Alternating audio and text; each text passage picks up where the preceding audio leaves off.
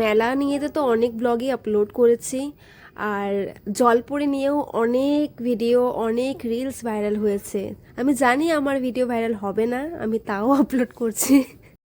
গত 5 দিন ধরে মেলায় গিয়ে গলার অবস্থা খুবই খারাপ, কিন্তু এই ভিডিওটা অনেক দিন আগেই রেকর্ড করা, মেলা প্রায় শেষের দিকে, কিন্তু আমি এই ব্লগটা আপলোড করতেই পারিনি, কারণ ভয়েস দেওয়ার ইচ্ছে ছিল আর কি। সবসময় গান দিয়ে করি, মাঝে মধ্যে ভয়েসও দিই, তো ভাবলাম যে কিছুটা দিন ওয়েট করে তারপর ভয়েস দিয়ে এই ভিডিওটা আপলোড করব।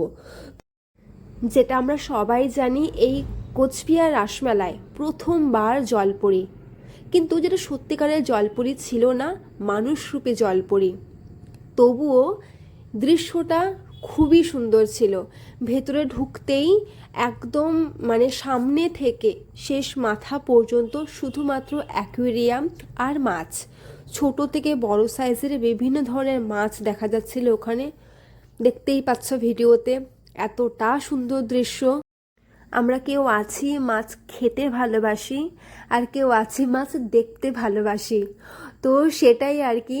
ওখানে গিয়ে মানে বিভিন্ন ধরনের মাছ দেখে এতটাই ভালো লাগছিল। এই যে এই মাছগুলো যে দেখতে পাচ্ছ এই অ্যাকুয়ারিয়ামে, সেটাকে তোমরা বাড়ির অ্যাকুয়ারিয়ামেও রাখি, এই ছোট ছোট কালারিং মাছগুলো।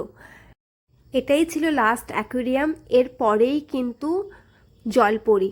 দেখতেই পাচ্ছ এখানে কতটা ভিড়, কারণ সবাই দাঁড়িয়ে দাঁড়িয়ে ভিডিও বানাচ্ছিল, তো আমিও একটু ভিডিও বানিয়ে নিয়েছিলাম।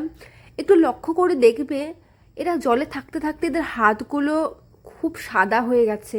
মানে একটু কষ্ট তো লাগছিলই যে এতক্ষণ জলে থেকে, যারা আমরা সাধারণত বাড়িতে কাজ করি তাই হাতগুলো কেমন হয়ে যায়, আর এরা কতক্ষণ ধরে এখানে থেকে, মানে খুবই খারাপ লাগছিল।